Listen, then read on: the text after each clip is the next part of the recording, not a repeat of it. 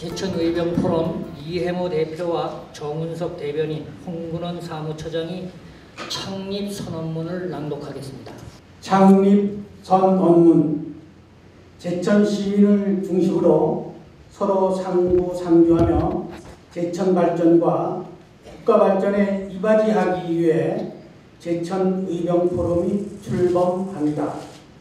제천에 희망을 주고 제천의병포럼이 이기에 기원하면서 창립을 선언한다.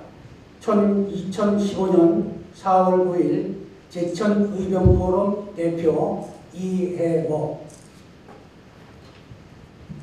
차렷.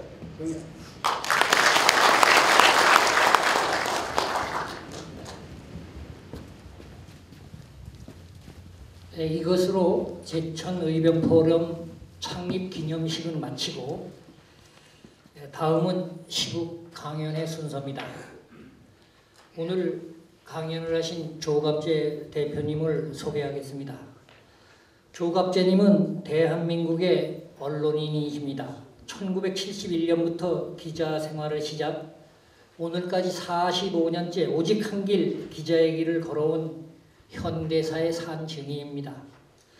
특히 칼 폭파범 김현희와 황장엽 인터뷰는 오직 조갑재 대표만이 할 수 있었던 일이고, 박정희 전기 내 무덤에 침을 뱉어라던 수십 권의 저서를 내고 있습니다. 이렇게 훌륭하신 분의 강연을 듣는다는 것은 제천 시민의 영광입니다.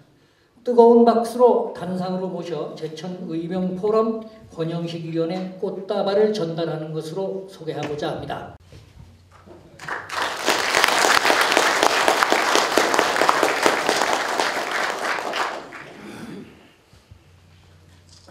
이렇게 뜻있는 자리에 초청해 주셔서 제가 영광으로 생각을 합니다. 이 제천과 저는 별 인연이 없었습니다. 다만 제가 군대 생활을 이 근방에서 한 관계로 휴가를 갈 때 제천역에 내려서 허름한 음식점에서 라면 한 그릇 먹은 기억이 납니다. 그 1969년쯤 됩니다.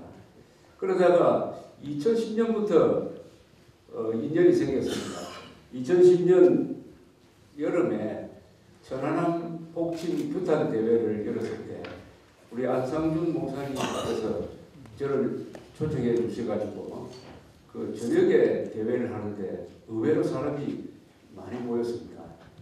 그때 강연을 한 적이 있었습니다. 그리고 2013년 초에 박근혜 정부가 출범할 때 또 초청을 받았습니다. 그리고 여기 있으니까 이제 세 번째입니다. 저는 이 제천을 우리 지역 언론이신 양승달 선생님의 소개로 이렇게 몇 분 와서 인연을 맺게 되면서 어떻게 보니까 굉장히 친한 지역이 되었습니다. 오늘도 좀 일찍 와서 의림지라든지 몇 군데 이 구경을 하면서 정말 아름다운 도시고 유서 있는 도시고 그리고 잘 가꿔진 도시라는 느낌이 들었습니다. 또 이 지나다 보면은 이 박달절을 지나가게 되는데 한 2번 지나갔습니다. 작년 여름에 지나가는 거였는데 거기에 반야월 선생의 음악 기념관을 만든다는 이야기를 들었는데 그게 또 무슨 7일 시비에 걸려가지고 잘 안 된다는 이야기를 오늘 들었습니다. 이 친일 타령 그만해야 됩니다. 친일 타령 그만해야 됩니다. 우리나라에 친일파 없습니다. 지금 살아있는 친일파가 어디 있습니까? 그리고 친일이라는 것은 법률로 규정이 되어 있습니다. 누구를 친일파로 본다는 것은 우리가 해방 직후에 친일파 청산을 못하니까 이승만 대통령이 집권한 이후에 나름대로의 친일파 청산을 했습니다. 다만 그것이 충분하지 못했다고 불평하는 사람들이 많습니다.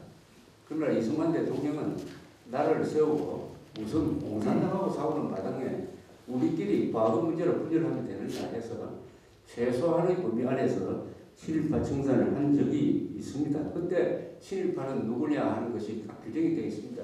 친일파는 나라가 없었던 일제시대에 적극적으로 일본 경찰, 일본 헌병의 앞잡이가 되어가지고 애국 인사들을 탄압한 사람으로 딱 한정시켰습니다.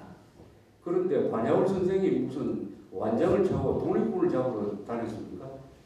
그분은 작사하는 분인데, 그리고 수많은 아마 수천 곡을 작사했을 거예요. 우리나라의 작사가 중에서 가장 유명한 작사 중에 친일로 규정할 수 있는 게 한 몇 개가 됐다고 해요. 그때는 그냥 강제로 그렇게 하지 않으면은 뭐 감옥에 가든지 해야 되는 이런 마당에 잠시 먹고 사는 방편으로서 작사 작곡 해둔 걸 가지고 친일파로 모은다고 한다면은 오늘날 대한민국 5천만 원 전부 다 친일파 목소리입니다. 상식 해명하는 분이 누가 있습니까? 부모님들 중에서. 그러나 반야울 선생은 울고 넘는 박달재라는 이 노래를 통해서 그 어려운 시기를 살아가는 우리 개발년대에 가령 국제시장이라 그 영화에 등장하는 주인공처럼 고생하던 시절에 우리를 위로해준 분이고, 또 이분이 작곡한 노래가 외국적인 노래가 얼마나 많습니까? 작사한 노래가. 가수로는 진광남이라고 알려져 있습니다만 단장의 미아리 고개, 뭐 산장의 리 등등 모든 사람들이, 대부분의 국민들이 반야울 선생님의 작사를 통해서 많은 위안을 받았으니까 감사하게 생각을 해야죠. 감사하게. 그것보다는 친일파보다 더 나쁜 사람들이 지금 있습니다. 그 사람들이 친북파예요. 종북파입니다. 친일파보다 한 100배 더 나쁩니다. 친일파는 다른 선택이 없었어요. 그때 나라가 없었습니다. 그러니까 일제에 순응하지 않으면 감옥에 가야 됩니다. 그러나 지금 친북을 하지 않으면 누가 감옥에 보낸 사람이 있습니까? 그런데 왜 친북을 합니까? 동시에 친일파로 넘어간 사람 중에는 이광수 선생이나 최남선 선생처럼 말년에 지식인들이 있었어요. 그분들 중에서는 사망을 오판한 사람들이 있습니다. 일본이 아시아를 대표해가지고 태평양 전쟁에서 미국과 싸워가지고 이길 것이다. 오판을 했습니다. 일본이 진다는 걸 모르고 정보가 없어서 친일로 간 사람들이 있습니다. 그러나 지금 북한 정권이 나쁜 짓을 한다는 걸 누가 모릅니까? 다 아는데, 더구나 대한민국이 있는데 왜 조국을 배반하고 북한 정권을 추종합니까? 그런 점에서 훨씬 더 악질적인 세력이 친북입니다. 좌파입니다. 그리고 종북 세력이에요. 그런데 이 사람들이 주로 친일이라는 무기를 들고 나와가지고 누구를 겨냥하느냐? 박정희도 친일파다. 심지어 이승만 대통령도 친일파를 기용했다. 이거 다 거짓말입니다.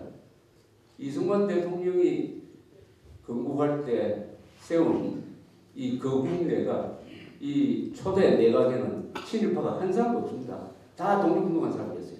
그러나 비슷한 시기에 김일성이 출범한 그 초기 내각에는 친일파가 많았습니다.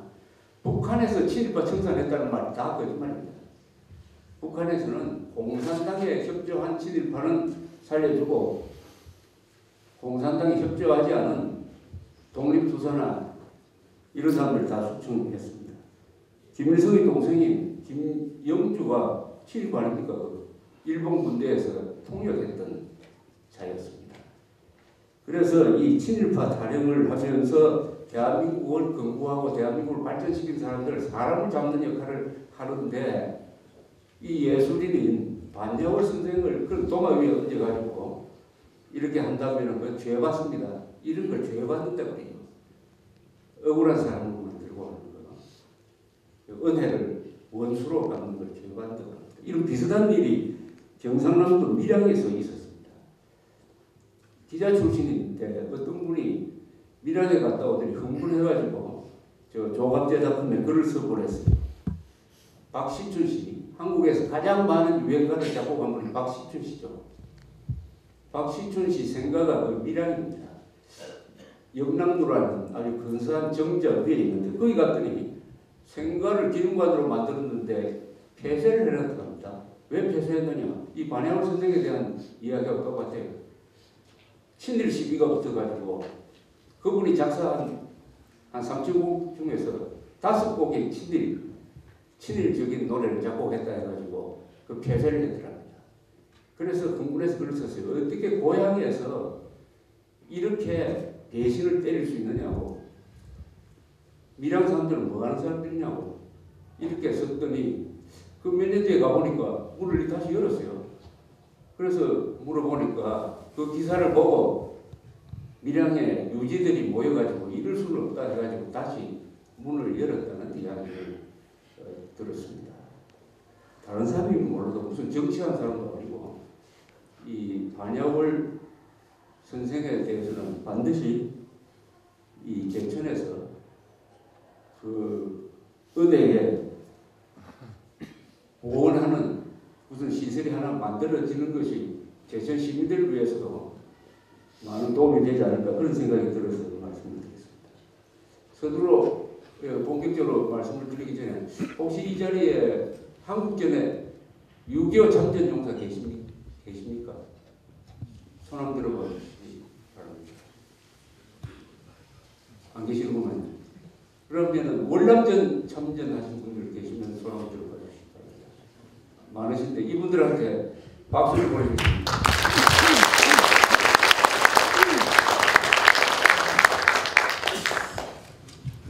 보통은 이 6.25 참전용사와 월남전 참전용사가 자리를 같이 합니다. 한 15년 정도, 15, 16년 정도의 나이 차이가 있었죠. 80대 중반과 70대 고비를 넘기는 분들입니다. 이 20세기에 있었던 두 전쟁이죠. 굉장한 의미를 가진, 세계사적인 의미를 가진 전쟁에 참전한 한 두 세대가 같은 자리에 있다는 것은 참으로 의미 있는 자리라고 생각합니다. 그것이 한국 현대사의 한 단면을 보여줄 뿐 아니라 위대한 세대죠. 나를 위해서 좋은 일을 한 사람이 돈을 벌면서 좋아하는 예술을 통해서 스포츠를 통해서 좋은 일을 하는 분들이 많지만 가장 큰 애국은 역시 목숨을 바쳐서 나라를 지키는 이것 이상의 애국은 없습니다. 그래서 참전 용사들, 월남전 그리고 6.25 참전 용사들은 계속 그분의 거룩한 희생을 기려야 된다고 생각을 합니다. 오늘 주제가 의병정신과 애국정신인데 우리 유인석 장군이라고 그러더군요. 유인석 의병장 총재라는 직함도 있었습니다만 이분의 생애를 보면서 가장 감동적인 것은 이겁니다. 이분이 군인 출신이 아니죠. 선비 출신이죠. 학자 출신입니다. 선비 출신이 총을 잡았다는 사실이죠. 선비 출신. 그리고 나라가 잘 될 때 총을 잡은 것이 아니라 나라가 망해갈 때 그리고 일본한테 망해갈 때 아주 절망적인 상황일 때 총을 잡았다는 사실입니다. 이것은 누가 시켜서 한 것도 아니고 누가 돈을 준 것도 아니고 국가가 부름을 불러서 하는 것도 아닙니다. 그건 뭐냐?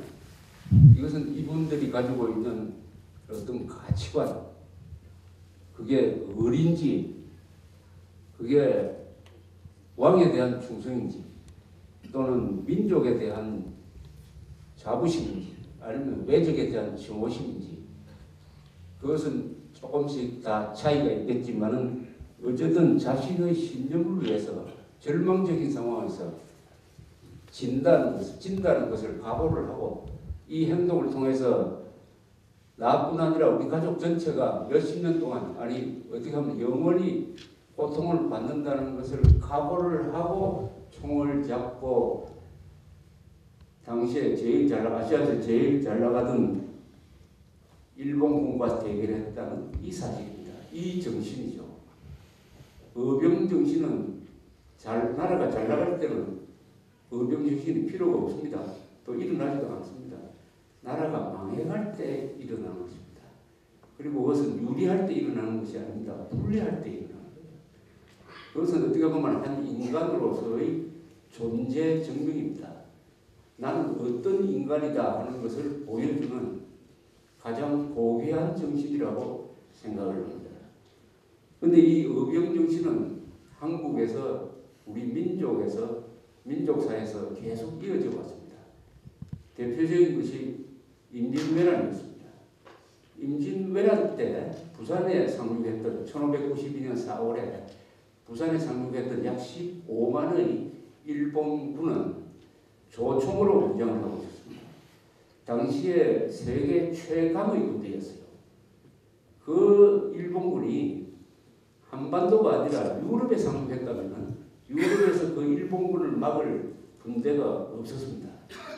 그만큼 한 수십 년 동안 전국시대를 거치면서 잘 단련되고 조총은 포르투갈 상인으로부터 얻었는데 이것을 개량하고 해가지고 유럽에서 쓰던 조총보다도 더 적중률이 높은 조총을 만들었습니다. 우리나라도 비슷한 시기에 조총을 소개받았는데 우리는 몇 번 쏘아보더니 이거 활보다 못하다 해가지고 창고에 집어넣어버렸습니다. 그러나 일본은 내래부문을 받아들이면 자기 것으로 만드는 기술이 그때부터 있었던 모양이에요. 한때 일본에는 약 15만 정의 조총이 있었습니다. 도요토미 히데요시 이런 전국 시절에 유럽에 있었던 조총수를 다 합친 것보다도 많았습니다. 그 군대가 부산에 상륙을 했는데 보름 만에 서울까지 진격을 했습니다. 왕은 북쪽으로 달아나게 바빴어요. 이미 망해버렸습니다. 황군은 다 도망가고 이 가까운 당금대에서 마지막 결전을 했죠. 그러나 조선조의 기병이 일본의 보병한테 아주 전멸하고 말았습니다. 신립장군은 자살하고 있습니다. 그런데 어떻게 조선이 망하지 않고 결국 이 7년 전쟁에서 이겼느냐? 이겼습니다. 김유대는 우리가 이겼습니다. 우선 이순신이 수군을 가지고 남해안, 특히 호남 옥창지대를 방어했다. 그 다음에 사대주의 외교의 결과로서 명나라 군대가 우리를 돕기 위해서 들어왔다. 외교의 승리죠. 그 다음에 의병이 일어났다. 이 세 가지 요소가 있습니다. 의병이 일어났다. 일본 군인들의 이 전쟁 개념 속에는 의병이라는 게 없습니다. 일본에서는 그냥 사무라이들끼리 아주 프로 군대끼리 싸우는 거죠. 1600년에 일본 역사에서 제일 유명한 전투가 한 번 있었어요. 도쿠가와 이에야스를 추종하는 동군과 도요토미 히데요시 아들을 추종하는 서군이 나고야 근방에 있는 세키가하라라는 데서 각 한 8만씩 하루 만에 천하대세를 결정하는 결전이 있었습니다. 그때 백성들은 도시락을 써가지고 야산 위에 올라가서 도시락 까먹으면서 그 싸움을 구경을 했다고 합니다. 그 백성들은 아무 관계 없어요. 누가 이기든 지든. 그러니까 한국에서 의병이 일어날 줄을 몰랐다고 합니다. 의병이. 광군하고만 싸우면 될 줄 알았는데 임진왜란 때 보니까 의병이 일어났어요. 이 의병도 주로 선비들이 일으킨 의병이었습니다. 선비들이 일으킨 의병이었어요. 그 의병 정신이 유인석 장군으로 대표되는 이 구한말의 의병운동으로 이어졌습니다. 그것이 다시 독립운동으로 이어졌어요. 이게 다시 6.25로 오면은 학도병, 소년병으로 이어집니다. 6.25가 났을 때 지금 돌이켜 생각해 보면은 기적이 많이 일어났습니다. 우리가 기습을 받았어요. 탱크가 우리는 한 대도 없었는데 북쪽은 탱크가 230대가 있었습니다. 더구나 잘 단련된 국뽕 내전대 단련된 팔로원 출신의 약 3만 정예병이 있었어요. 북한군에. 더구나 기습을 당했습니다. 자, 이런 군대는 기습 당하면 보통 와르르 무너져 버립니다. 그냥 와르르 무너져 버려요. 그런데 무너지지 않았습니다. 기습을 당한 국군이 잘 버텼어요. 3일 동안 버티면서 서서히 후퇴를 하기 시작을 했습니다. 이때 이해할 수 없는 일이 일어났어요. 항복하는 국군이 없었어요. 포로가 되는 국군은 있었지만 항복하지 않았습니다. 한두 사람 잡히기는 했지만 부대 단위로 항복하지 않았어요. 소대, 중대 항복하지 않았습니다. 그러니까 근제를 유지하면서 서서히 물러났습니다. 그렇지 않으면 와르르 무너졌다 그러면 유엔군이 와도 아무 소용이 없어요. 왜 국군이 버틸 수 있었느냐 하는 데 대해서 질문을 하면은 당시에 백선엽 장군은 이렇게 이야기합니다. 당시에 참전했던 분들은 두 가지 희망이 있었다는 거예요. 하나는 이승만 대통령이라는 지도자가 있었다. 두 번째는 미군이 참전한다 하는 믿음이 있었다. 그래서 버텼다. 그런데 후방에서 젊은 사람들이 학도병들이 들어가기 시작했습니다. 얼마나 많은 학도병이 들어갔는지는 아직 정확한 통계는 없지만 소년병들에 대한 통계는 있습니다. 여기서 소년병이라면 14살에서 18살 사이예요. 거기서 전사한 사람들이 지금 명단을 확보를 해보면 2,450명이 전사를 했어요. 14살에서 18살 사이 중학생입니다. 중학생, 고등학생. 그때 M1 총을 쏘으니까 아마 M1 총 이렇게 매면은 땅에 질질 끌렸을 거예요. 그 사람들이 자원 입대를 했습니다. 부모님한테 말도 안 하고 그냥 자원 입대를 했어요. 그때도 이 의병이 일어날 때처럼 분리할 때입니다. 후퇴할 때예요. 후퇴할 때. 자원 입대했는데 전사자가 2,450명입니다. 2,450명. 우리나라를 위해서 지킨 사람들 이야기할 때 보통 우리가 예를 들면서 이스라엘 이야기를 많이 합니다. 이스라엘에서는 전쟁이 일어나면은 외국에 유학 갔던 이스라엘 학생들이 서둘러 비행기를 타고 고향으로 조국으로 돌아온다. 그 이스라엘 이야기만 할 게 아니라 우리 6.25 때도 이스라엘보다 엄청난 젊은 사람들의 용감한 희생이 있었습니다. 그리고 학도병이 있었죠. 소년병과 학도병은 약간 개념 차이가 있습니다. 소년병은 학생 아닌 사람도 포함한 숫자인 것입니다. 학도병을 가장 많이 배출해가지고 전사자가 가장 많은 학교가 통계를 내보니까 어디냐 하면은 당시는 중학교였습니다. 고등학교 없을 때죠. 군산중학교가 63명, 그 다음에 경북중학교 53명, 전주북중 52명, 경주중학교 48명, 뭐 이런 순으로 되어 있습니다. 그 전사자 명단을 그 학교 교정에 다 새겨놓고 있습니다.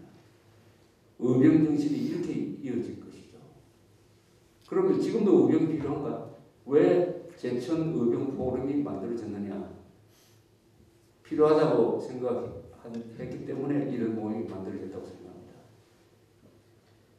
정치가 이 국군이 또는 우리 언론이 공무원들이 할 일을 다 하고 법대로 하고 사실대로 하고 공정하게 일을 처리한다면 아마 의병은 필요 없을 겁니다. 의병은 관이 잘할 때는 의병 필요 없습니다. 관이 잘할 때. 일본에 의병이 없는 이유가 있습니다. 일본은 의병 없이 다 역대로 무사계급이라든지 관료들이 국민들이 믿을 만한 일을 한다고 해가지고 신뢰를 합니다. 근데 관이 하지 않는 대로 하면은 크게 손해보는 일은 없다 하는 믿음이 있음으로 해서 의병들이 따로 나와서 총잡할 필요가 없다고 생각합니다. 영국에도 미국에도 의병이 있다는 이야기는 못 들어봤습니다. 다만 독립운동할 때는 의병이 나오는 거죠. 그런데 우리는 지금 나라가 이렇게 근사한 나라가 되었는데 자유민주주의 법치국가 시장경제 또 어마어마한 경제를 가지고 나라인데 왜 의병이 또 필요하느냐? 필요하죠. 국회가 제대로 일을 못하고 통합진보당과 같은 반역 정당이 선거를 통해서 유권자를 속여가지고 자기들이 그 공산당보다 더 나쁜 자들인데 자기들이 진보주의자, 민주주의자라고 하니까 국민들이 속아서 2014년 4월에는 지역구를 포함해서 13명의 통합진보당 국회의원을 당선시켜주니까 통합진보당의 정신이 민주노동당부터 쳐가지고 국가 예산이 400억 이상이 들어가고 이런 짓을 하니까 의병이 일어나요. 국민들이 이제는 의병이 돼야 돼요. 의병이. 그래서 대한민국은 아직도 의병이 필요한 나라고 의병이 필요한 시대가 됐습니다. 북한의 핵개발이라는 용어는 이제는 폐기해야 됩니다. 북한은 이미 핵무기를 만들어가지고 가지고 있는 미사일에 갖다 붙여가지고 김정은이가 오늘 밤에 발사포탄을 누르면 서울 상공에서 터지는데 5분 걸립니다. 5분. 우리 지금 막을 방법이 없습니다. 미사일 방어망이 없어요. 미군도 없어요. 우리가 여기 편안하게 이 자리에 있는 것은 김정은이가 발작하지 않았기 때문입니다. 요행수로 우리가 지금 살고 있다고 보면 아주 정확합니다. 북한이 핵미사일을 실전 배치 이미 했다고 미국에서 이제 공개적으로 이야기하기 시작했습니다. 더구나 미사일도 각양각색이에요. 북한은 단거리, 중거리, 장거리를 다 가지고 있습니다. 단거리는 남한, 중거리는 일본에 있는 미군 기지죠. 일본에 있는 7개의 미군 기지는 북한이 남침할 때 남한을 도와주는 후방 기지 역할을 합니다. 그러니까 한일 관계가 잘 유지가 돼야 된다는 뜻이에요. 그 다음에 장거리 미사일은 미국의 동해안, 주로 이 로스앤젤레스 지역까지 도달할 수 있는 미사일을 이제는 배치한 상황이다 라고 미국이 공개적으로 이야기하기 시작했어요. 핵미사일 실적 배치입니다. 우리는 방어망이 없어요. 더구나 미군이 자기 미군 기지를 보호하기 위해서 사드라는 고고도 미사일 방어망을 배치하겠다고 하니까 놀랍게도 대한민국 안에서 그게 반대하는 사람이 있습니다. 중국도 우리 보고 금방 아주 훈수를 두고 있습니다. 이러니까 의병이 필요한 거죠. 왜 우리 대통령과 국군이 국회가 나서서 이 문제에 대해서 국민들의 불안을 해소하는 단호한 조치를 취하지 못하느냐. 안보를 걱정하게 됐습니다. 이제는 국군이 아니라 국군도 걱정하겠지만 국민들이 안보를 더 걱정한다. 그런데 대통령이나 국군이나 집권 여당이 아주 답답한 소리는 하고 좌익 세력은 반역자 같은 간첩 같은 짓만 골라서 하니까 의병이 필요합니다. 의병이. 국민들이 직접 나서요. 국민들이 직접 나서지 않으면 생존을 담보할 수 없는 이런 상황에 있으니까 필요한 거죠. 핵미사일 실전 배치 상황이 이제는 언젠가는 이제 공식화될 겁니다. 공식화되면은 대한민국이 달라지지 않을 수 없을 겁니다. 어떤 방향으로 달라질 것이냐 하는 것은 하기 나름이에요. 정부가 하기 나름이고 국민이 하기 나름이고 국회가 하기 나름입니다. 미국에서 이런 일이 있었습니다. 미국이 핵 개발에 성공해서 나가사키하고 히로시마에 원자폭탄을 터뜨려서 일본의 항복을 받아냈습니다. 그래서 대한민국이 70년 전에 해방이 됐어요. 광복이 됐습니다. 원자폭탄 덕분이었어요. 그 뒤에 소련이 원자폭탄을 개발했습니다. 1949년에 했어요. 49년에. 미국은 소련이 이렇게 빨리 자신들을 쫓아올 줄은 몰랐어요. 그래서 조사를 했습니다. 누가 이 기술을 제공을 했느냐. 두 부부가 잡혔어요. 율리우스 로젠버그라는 이 과학자인데 과학자 부부가 핵 기술을 소련 정보기관에 넘겨주었습니다. 간첩 혐의로 재판에 걸었어요. 사형 선고를 했습니다. 사형 선고. 이때 카우프만이라는 이 판사가 선고문을 작성하면서 이런 표현을 했습니다. 당신들은 살인자보다도 더 나쁜 사람이다.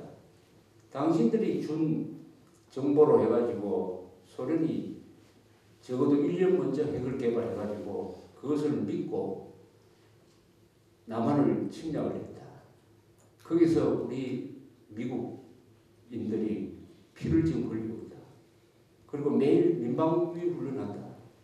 당신 같은 반역자 때문이다. 당신들은 살인자보다 훨씬 더 나쁜 사람이다. 그리고 부인은 남편이 그런 짓을 하는 걸 말리지도 않고 오히려 옆에서 협력했다.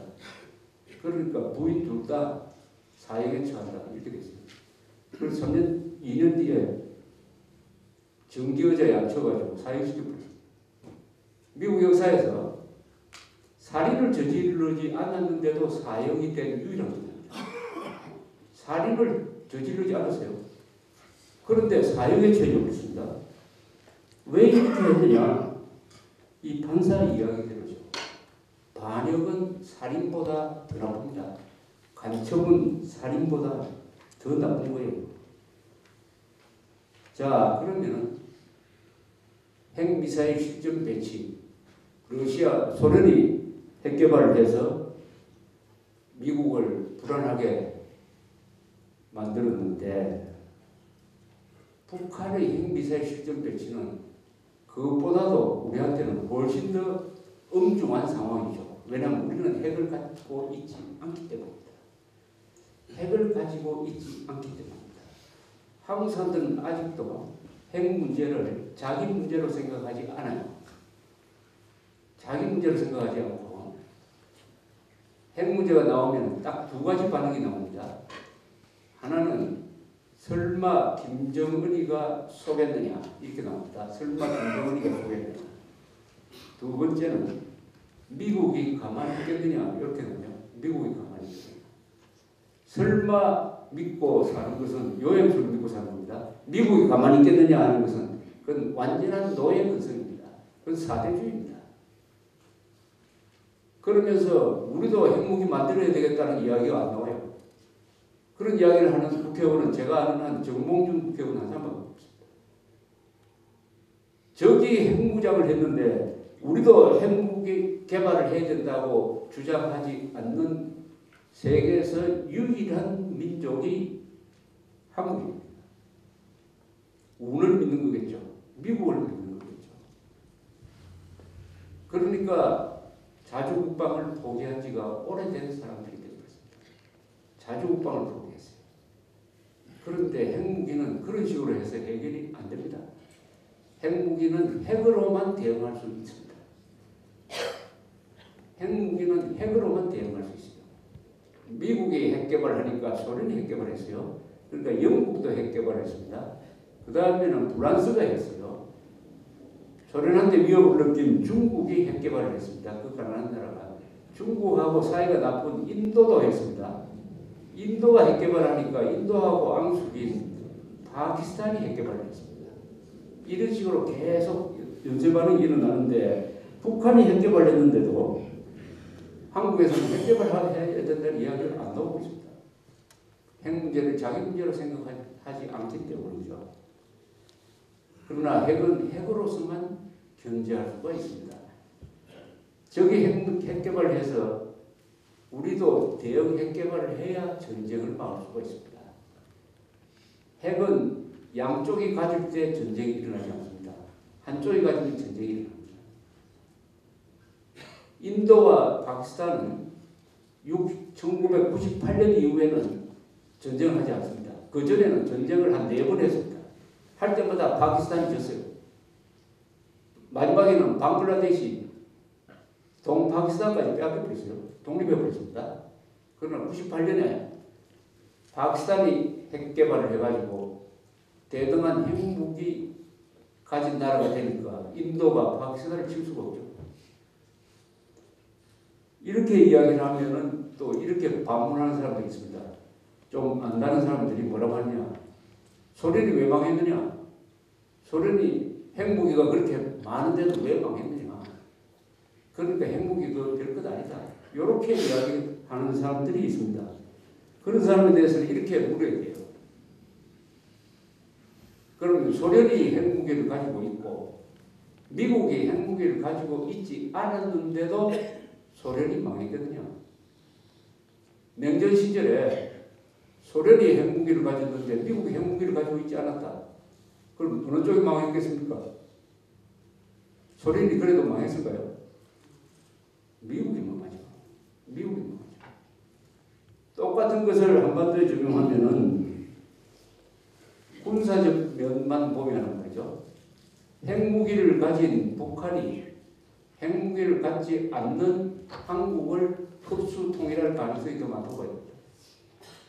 핵무기를 갖지 않는 한국이 핵무기를 가진 북한을 흡수 통일한다는 것은 논리적으로 말이 안 됩니다. 논리. 칼을 가진 사람이 칼을 가진 형사가 총을 가진 강도를 체포하겠다. 말이 됩니까? 물론 우리는 한미동맹이 있어가지고 미국이 핵우산을 제공한다고 합니다. 핵우산을 제공한다. 그러니까 한국은 핵무장하지 않아도 된다. 이렇게 미국이 우리를 설득했습니다. 그러나 그것을 믿을 수 있느냐? 믿을 수 있느냐? 프랑스도 믿을 수 없다. 미국의 핵우산을 믿을 수 없다. 그래서 독자적 핵무장을 했습니다. 예컨대 김정은이가 무슨 계산을 했는지 미사일 발사 포탄을 눌려가지고 5분 만에 핵폭탄이 서울에서 떨어졌다. 서울은 또 세계에서 핵폭탄을 쓰기가 가장 좋은 나라입니다. 왜냐? 인구 밀접지역이고 핵폭탄이 날아오는데 5분밖에 되지 않음으로써 요격하기가 무척 어렵습니다. 효과 100%예요. 그러니까 발사포탄을 누르고 싶겠죠. 김정은이는 아마 매일매일 기분이 좋을 겁니다. 이 미사일 발사포탄을 만지작거리면서 요거 누르기만 하면은 남한은 초토화가 되는데 지금 경제 발전했다고 해가지고 우리를 우습게 보는 모양이지만은 요거 누르기만 하면은 끝장난다 하고 생각만 해도 얼마나 기분 좋겠습니까? 저는 김정은이가 요새 군부대 돌아다니면서 웃고 다니고 할아버지 흉내 내면서 웃고 다니고 하는 게 그게 공갈만은 아니라고 생각합니다. 내가 김정은이 입장돼도 기분 좋겠어요. 그런데 핵폭탄이라는 것은 사고가 날 수도 있습니다. 이 핵폭탄을 한번 만들면은 그때부터 관리하기가 무척 어렵습니다. 사고가 날 수가 있습니다. 그것을 운반하다가 비행기로 운반하다가 떨어지는 경우가 미국에서도 몇 번 있어요. 여행이 폭발을 안 했습니다. 그리고 미사일에 핵폭탄을 장착했다가 미사일에서 불이 난 경우도 있었어요. 또 소련이 핵미사일을 쏘았다고 레이더에서 나타났는데 이걸 보고 미국도 보복 공격을 하려다가 보니까 그게 레이더에 잘못 표시된 오작동이다 해서 마지막 순간에 그만둔 적도 몇 번이나 있었습니다. 이 핵무기를 만들어 놓으면 의도하지 않은 사고가 일어나요. 북한에서 예컨대 정치 격변이 일어나가지고 김정은이를 쫓아내고 뭐 하는 과정에서 핵미사일 발사 권한이 이상한 사람한테 넘어간다. 그래서 누른다. 뭐 그런 사고가 일어날 수가 있습니다. 사고로도 지금 앞으로 서울이 핵폭탄을 맞을 가능성이 있다는 거죠. 예, 근데 이런 계산이 되어 있습니다. 10킬로톤짜리, 10킬로톤이면 다이너마이트 10,000톤입니다. 10,000톤의 폭발력입니다. 참고로 히로시마에 떨어진 핵폭탄이 20킬로톤, 2만 톤이 있어요. 그 반이 되는 폭발력을 가진 핵폭탄이 서울에 한 방 떨어지면 낮입니다. 낮으로 계산해서 한 방입니다. 근데 북한이 지금 핵폭탄을 몇 개 가지고 있느냐? 아무리 적게 잡아도 10개입니다. 중간 정도로 잡은 사람이 한 20개, 30개 잡고 있어요. 그리고 지금 매년 한 10개 이상 만들 수 있다고 봅니다. 그래서 한 10년 안에 100개 만들 수 있다고 보는 게 합리적인 평가인 것 같아요. 자, 그 중에서 하나만, 10kg짜리 하나만 서울에 떨어지면은 어떻게 되느냐? 미국의 랜드 연구소라는 데서 시뮬레이션 한 게 있습니다. 10kg짜리 하나가 서울에서 터지면은 우선 10만 명에서 20만 명이 죽는다. 10만 명에서 20만 명이 죽고 그 2배 되는 사람이 다친다. 많이 잡으면 40만 명 정도가 죽거나 다치고 있다. 죽고 다친다. 40만 명이 죽고 다친다. 죽는 사람 중에 근데 20만 명이 죽으면은 최초의 공격으로 죽는 사람은 그 중에서 한 5분의 1밖에 20%밖에 안 된대요. 그 다음부터는 방사능에 오염이 돼가지고 서서히 죽는다는 겁니다. 자, 그런 일이 한 방입니다. 지금 북한이 의도적으로 남한을 공격한다면 한 방은 쏘지 않을 거예요. 한 10방 쏠 겁니다. 한 방에 40만 명이 죽고 다친다 하는 사태가 서울에서 일어났다. 어떻게 되겠습니까? 우선 그 사람들 누가 치료합니까? 방사능에 오염됐습니다. 그 사람 의료기관이 있습니까? 치료하지 못하면 어떻게 됩니까?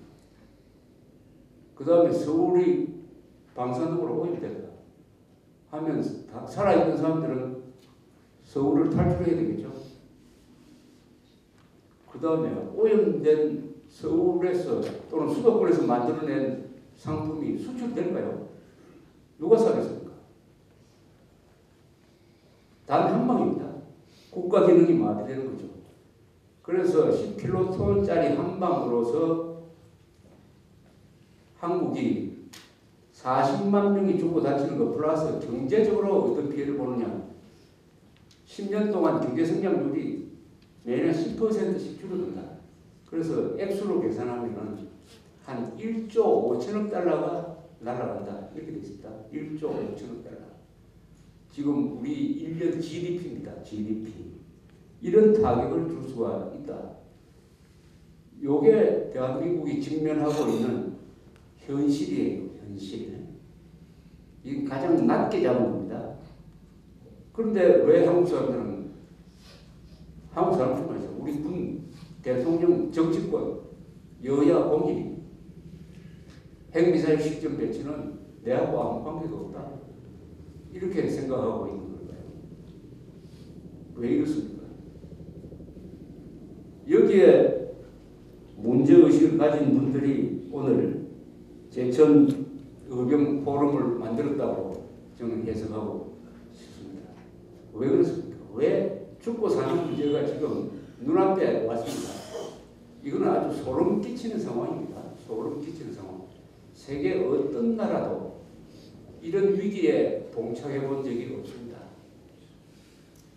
여러분들 기억하실 겁니다. 몇 년 전까지만 해도 수도권을 가장 크게 위협하는 것은 휴전선에 있는 북한군의 장사정포다, 장거리 포다 이렇게 생각을 했습니다. 핵미사일 시점 배치한 상황에서는 그건 아무 문제도 안 됩니다. 그게 폭탄 몇 개 쏴도 서울에서 건물 몇 개 부서지고 말고 쏘는 순간 그것은 우리가 대응 공격을 해가지고 저쪽 포대를 몇 시간 안에 완전히 괴멸시킬 수가 있어요. 장사정포 그건 문제 안 됩니다. 문제는 핵폭탄이에요. 절대 무기입니다. 절대 무기예요. 그러면 왜 여기에 대해서 모든 다수 국민들이 무관심한가? 이걸 깊게 파고들면은 딱 하나의 해답이 나옵니다. 한국은 자주국방을 포기한 나라입니다. 국방을 미국에 맡겨놓은 나라입니다. 국방을. 그렇지 않습니까? 국방을 미국에 맡겨놓았으므로 여러분들이나 저나 많은 사람들이 일상생활에 매진하면서 안보 문제에 대해서 별 신경 쓰지 않는 거 아닙니까?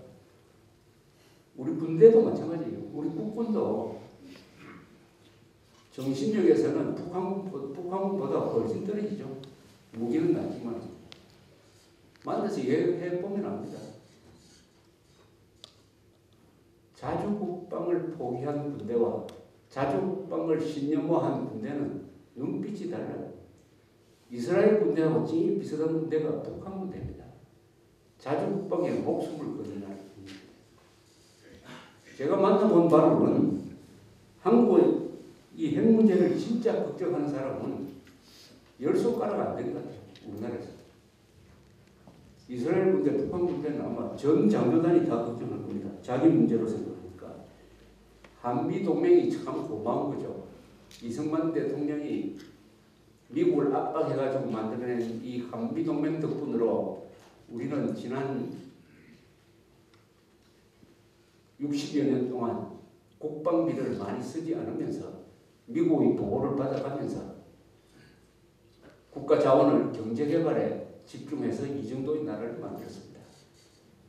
그리고 미국이 갈 수 있는 곳은 다 갔습니다. 미국과 한국 힘이 더해졌어요.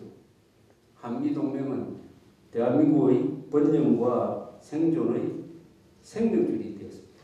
그러나 이 세상의 모든 것에는 공짜가 없습니다. 공짜가. 한미동맹의 무임승차, 특히 미국의 무임승차하는 그 정신력이 사람을 망가뜨립니다. 안보 문제에 내가 관계없다. 안보라는 것은 국가 생존에 관한 문제입니다. 어떤 생명체도 자기의 생명을 보존하는 노력을 가장 우선적으로 하게 돼 있어요. 지렁이도 밟으면 꿈틀거립니다. 왜냐? 살기 위해서 꿈틀거립니다. 근데 어떻게 한국 사람들은 죽느냐 사느냐 하는 문제에 대해서 이렇게 안일하게 대하느냐. 자주국방을 포기했다. 자기 생존 문제를 포기했다. 이거죠. 자주국방을 포기한 사람은 이상한 행동을 하게 됩니다. 자기의 생존 문제를 남한테 맡기는 사람은 정신적으로 타락을 하게 됩니다. 타락을. 무책임해집니다. 그 무책임해지는 행동의 제일 첫 증상이 뭐냐 하면은 누가 적인지 누가 우리 편인지를 분간하지를 못합니다. 적과 동지를 분간하지를 못해요. 적과 동지를 분간하지 못합니다. 대한민국은 지금 전쟁 중인 나라예요. 휴전 중인 나라는 전쟁 중인 나라죠. 그러니까 천안함이 북진되고 영평도가 포격을 받습니다. 지금 이 순간에도 세계에서 가장 밀집된 공간에 군인들이 양쪽이 약 200만 명이 딱 집중되어 있어요. 전쟁 중인 나라인데 전쟁 중인 나라에서는 제일 우선순위가 누가 우리 편이냐 누가 적이냐를 구분하는 것입니다. 그래서 적은 약화시키고 우리 편은 강화시켜야 돼요. 그렇게 해야 생존할 수 있는데 우리 자주국방을 포기하고 미국의 안보를 맡겨놓고는 적과 동지를 구분하지 않게 됐습니다. 적하고도 친하게 지내려고 하고 심지어 적하고도 동심하려고 그러고 비하 구분이 마비된 나라가 되어버렸습니다. 그 예가 뭐냐? 통합진보당이라는 정당이죠. 남한의 종북 세력이 어떻게 이렇게 크게 존재할 수가 있겠습니까? 통합진보당을 어떻게 국민들이 10%가 지지를 해가지고 국회에 13석을 줄 수가 있습니까? 통합진보당에 대한 정체는 작년 12월 19일 헌법재판소가 이 정당은 북한식 사회주의를 지향하는 폭력혁명정당이다 라고 딱 판시를 해가지고 해산시켜버렸습니다. 그래서 이 정당의 성격에 대해서는 헌법적으로 이미 확실한 판단이 나왔어요. 최종 판단이 나왔습니다. 헌법재판소의 판단은 대법원의 확정 판결과 똑같은 효과를 가지고 있습니다. 확정된 판단이 뭐냐? 통합진보당은 진보주의자들도 아니고 민족주의자들도 아니고 평화주의자들도 아니고 민주투사들도 아니고 그것은 북한 노동당의 이중대다. 북한식 사회주의를 대한민국에서 만들겠다는 세력이었다. 사회주의 중에서도 제일 악질이 북한식 사회주의입니다. 세습 독재하는 군교주의는 강제수용소를 유지하는 외국인을 납치, 고문, 공개 처형하는 동족을 죽이는 북한식 사회주의를 대한민국에 만들겠다고 한 정당이었다. 그것도 폭력혁명을 통해서 이렇게 법원이 판정을 했습니다. 자, 그렇다면 우리가 따져봐야 돼요. 그동안에 통합진보당을 민주 세력이라 진보 세력이라고 누가 선전을 했습니까? 그 선전한 사람이 누구예요? 첫째, 언론이 있습니다. 언론. 우리나라 언론이 그자들을 반역 세력이라고 불러야 될 텐데 진보 세력, 민주 세력 이렇게 불렀어요. 그 다음에 지금 새정치민주연합이라는 정당은 그 직전 이름이 민주당인데 2012년 4월 총선을 앞두고 통합진보당과 연합을 했어요. 그래서 후보자를 한 사람씩 내는 소위 단일화를 하면서 집권하면은 요런 것을 하겠다 해가지고 정책 합의문까지 발표했습니다. 아니 북한식 사회주의를 지향하는 정당하고 손을 잡고 후보를 공동으로 내고 집권하면은 이런 정책을 펴겠다고 하는 정당이 지금도 그 과거에 대해서 사과하지 않습니다. 역적입니다. 통합진보당은 역적입니다. 그런데 어떻게 그 역적 정당이 저렇게 클 수가 있었느냐?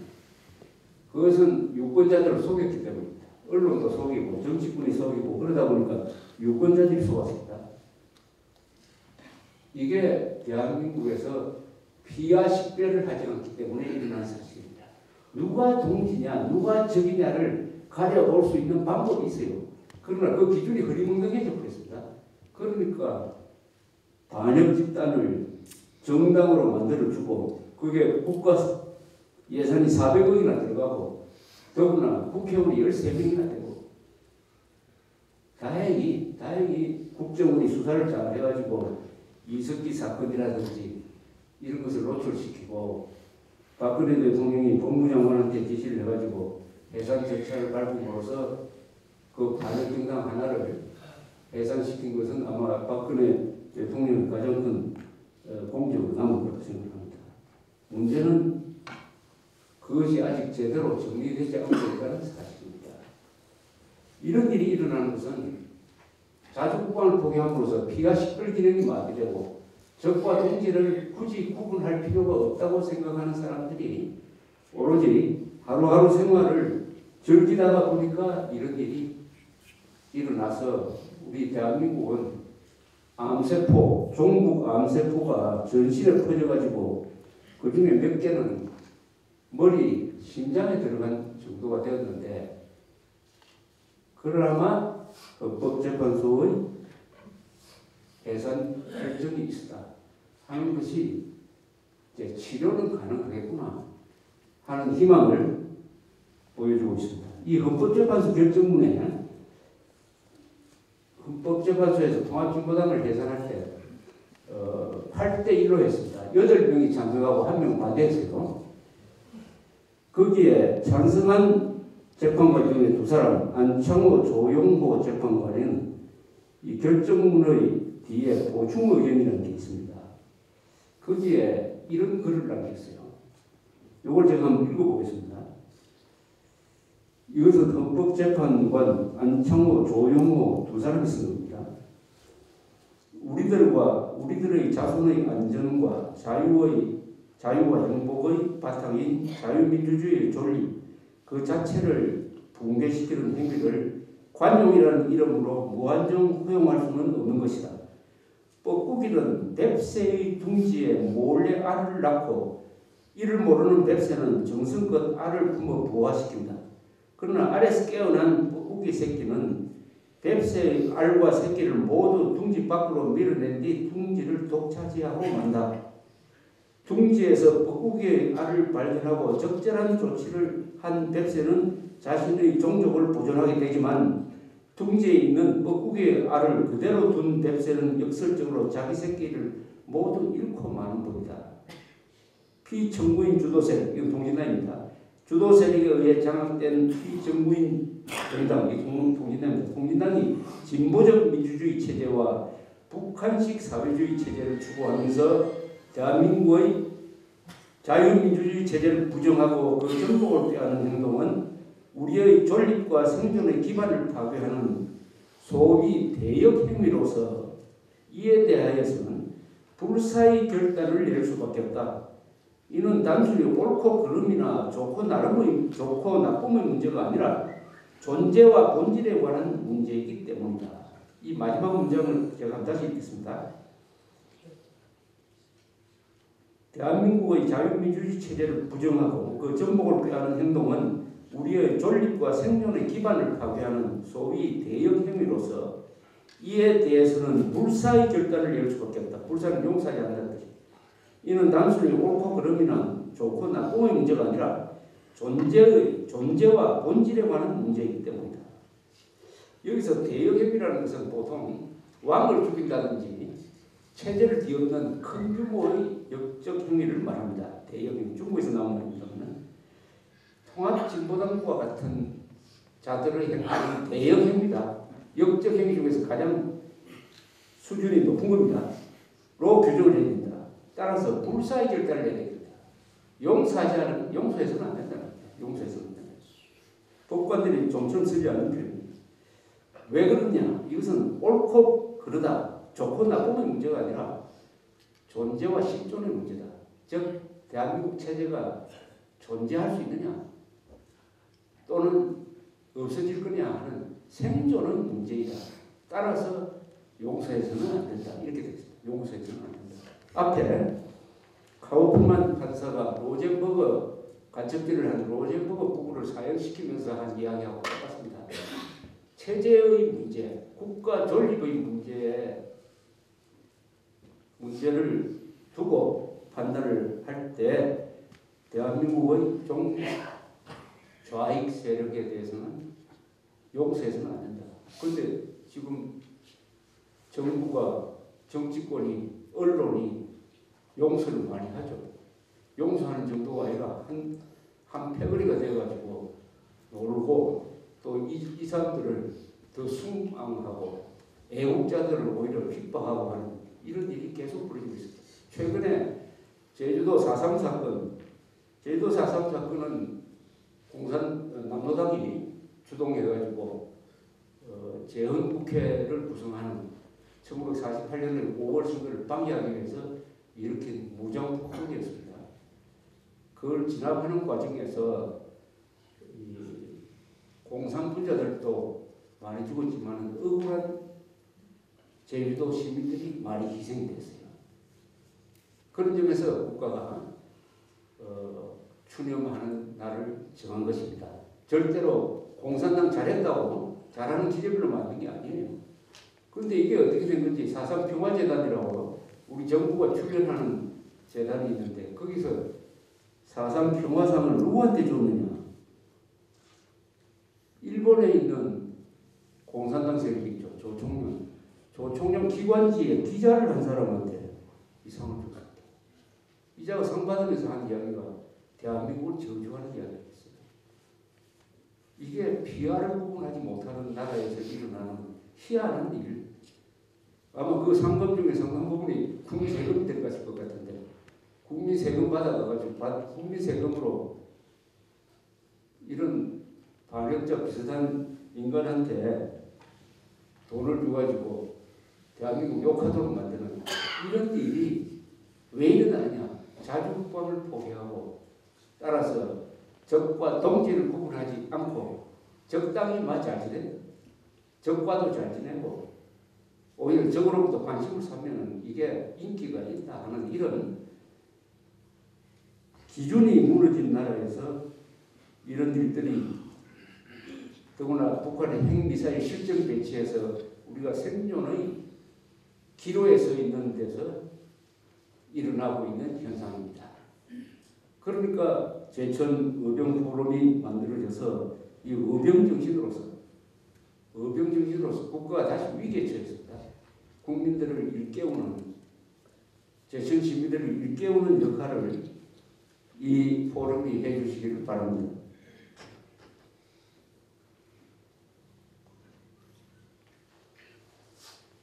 대한민국은 한편으로는 굉장한 나라입니다. 핵미사일 실전 배치 이 부분에 대해서는 아주 큰 위기에 빠져 있는가 하면은 긍정적인 면을 이야기할 것 같으면 또 굉장한 나라입니다. 그래서 한국은 두 가지 얼굴을 갖고 있어요. 빛과 그림자입니다. 좋은 면이 있고 나쁜 면이 있고 그 정도의 차이가 너무 심해요. 너무 심합니다. 그러니까 한국은 한마디로 이야기할 수 없는 나라입니다. 한쪽만 보면 천국 같고 다른 쪽을 보면 지옥 같다. 천국의 얼굴과 지옥의 얼굴을 다 같이 가지고 있습니다. 희망적 얼굴과 절망적 얼굴을 다 같이 가지고 있는 게 한국입니다. 한국은 정말로 여기 살면 살수록 참 이해하기 힘든 나라입니다. 이해하기 힘들 정도로 잘하고 이해하기 힘들 정도로 나쁜 짓을 하고 냉온탕을 왔다 갔다 하는 나라입니다. 아침에 신문을 보면은 기분이 좋다가도 저녁에 텔레비전 뉴스를 보면은 절망하기도 하고 또 그 다음날 아침 신문 보면 그래도 한국은 좋은 나라다 생각하고 이렇게 하루에도 몇 번이나 판단이 오락가락하는 이런 나라입니다. 일본을 재미없는 천국, 한국을 재미있는 지옥이라고 합니다. 저는 기자니까 재밌는 사건이 많이 일어나는 한국에서 기자 생활을 하니까 그것도 45년이나 하면서 아주 드라마틱한 사건을 많이 취재하고 하니까 이 한국이 기자한테는 좋은 나라예요. 기자는 항상 사건 사고 많이 나는 때를 좋아를 하니까 그러나 그런 기자가 할 일이 없는 나라가 더 좋은 나라죠. 설 기사가 모자라는 나라가 더 좋은 나라라고 생각합니다. 남북한의 대결에서 아직도 우리를 이기지 못하고 있습니다. 그런데 많은 사람들이 남북한의 대결에서 이미 한국은 이겼다고 착각을 하고 있습니다. 핵무기 경쟁에서 우리가 이미 졌어요. 그리고 이념 전쟁에서 지고 있습니다. 그러니까 북한을 추종하는 통합진보당 같은 세력이 생긴 겁니다. 북한은 우리가 갖지 못한 무기 두 개를 갖고 있습니다. 하나는 핵무기를 가지고 있고 또 하나는 남한의 종북 세력을 가지고 있습니다. 하나는 정치적 무기고 하나는 전략적 무기예요. 요 두 개를 잘 결합시키면은 대한민국을 피땀 흘려서 만든 이 대한민국을 날로 먹을 수 있다라고 확신을 하고 있습니다. 북한 노동당 정권은 또 시간은 우리 편이라고 생각하고 있습니다. 그 자들은 시간은 우리 편이라고 생각합니다. 한국에서는 북한이 곧 무너질 거라고 생각합니다. 누가 맞는지 속단하기 어렵습니다. 북한이 시간이 자기들 편이라고 생각하는 이유가 있어요. 우선 핵무기를 가지고 있다. 남한의 종북 세력이 있다. 좌파가 다시 집권할 가능성도 있다. 한일 간의 사이가 되게 나빠집니다. 그리고 자기들 뒤에 있는 중국이 커가고 옵니다. 상대적으로 미국의 영향력이 약화되고 있다. 이런 판단을 하고 있을 것이라고 생각합니다. 물론 경제, 문화, 민주주의 발전에서는 대한민국이 이겼습니다. 그러나 핵 경쟁, 이념 경쟁에서는 지고 있기 때문에 통일을 하지 못하고 있습니다.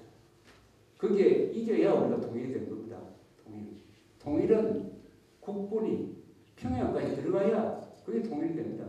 주석궁에 태극기를 꽂아야 통일이 되는 것이지 서로 의논하고 서로 만나서 노래 부르고 한반도기 흔든다고 해가지고 통일될 일은 없습니다. 우리의 통일은 한 체제로 통일된 겁니다. 사회주의로 통일이 되든지 자유민주주의로 통일되든지 이것밖에 없어요. 사회주의하고 자유민주주의 섞어서 어떤 제3의 체제를 만들어서 통일하는 방법은 없습니다. 그러니까 내가 죽든지 김정은이가 죽든지 둘 중에 한 사람이 죽어야 돼요. 서로 섞어서 사는 방법이 없습니다. 짐승하고 인간이 같은 우리에서 살면 지금 다행히 중간에 철조망이 있지만 섞여서 살면 둘 중에 하나는 죽어야 되는 거 아닙니까? 호랑이하고 사람이 같이 살 수가 있습니까? 절대로 없습니다. 그런데 절대로 있다고 생각하는 사람이 있어요. 평화통일이라는 명분을 내걸고 북한한테 화해협력이라는 이름으로 퍼주기만 하면 저절로 통일된다. 그 통일은 아마 적과 통일일 겁니다. 평화통일이라는 말도 주의해서 써야 됩니다. 자유통일이라고 해야 맞습니다. 자유통일. 우리 헌법은 통일 방식에 대해서 헌법 제4조에 이렇게 규정을 하고 있습니다. 대한민국은 자유민주적 기본 질서에 입각한 평화적 통일 정책을 수립하고 추진하여야 한다. 즉 자유민주적 기본 질서에 입각한 평화적 통일, 즉 통일은 전쟁을 하지 말고 하되 통일된 나라는 자유민주국가여야 한다. 평화적 자유통일입니다. 평화적 자유통일을 명령하고 있습니다. 북한은 평화적 적화통일을 추구하고 있습니다. 그러니까 우리는 가능하면 자유통일이라는 말을 쓰는 게 맞습니다. 자유통일. 평화통일은 북한도 평화통일, 남한도 평화통일이니까 오해의 소지가 있습니다. 오늘날 한반도에는 우리가 피할 수 없는 세 개의 문제가 있습니다. 북한 핵 문제에 대해서 말씀드렸습니다. 그 다음에 종북 세력에 대해서 말씀드렸습니다. 또 하나의 문제가 있습니다. 그것은 북한의 인권 문제입니다. 북한 정권이 북한 동포들을 히틀러가 유대인 학살하듯이 학살 탄압한 문제가 이제는 국제적 문제가 되었습니다. 국제적 문제가 되어가지고 이제는 유엔이 개입을 하기 시작했습니다. 유엔이 1년 동안 북한의 인권 문제에 대해서 조사를 해서 보고서를 냈습니다. 그 보고서에서 이런 규정을 했습니다. 북한의 인권 탄압은 현대 세계 역사상 유례가 없는 규모의 반인도 범죄다. 반인도 범죄다. 반인도 범죄. Crimes against the humanity라고 합니다. 반인도 범죄. 인간으로서는 인류에 대한 범죄다. 인류 전체에 대한 범죄다. 한 사람을 죽이고 하는 수준이 아니라 집단적으로 그리고 국가가 나서서 지속적으로 한다. 반인도 범죄 집단이다라고 딱 규정을 해버렸습니다.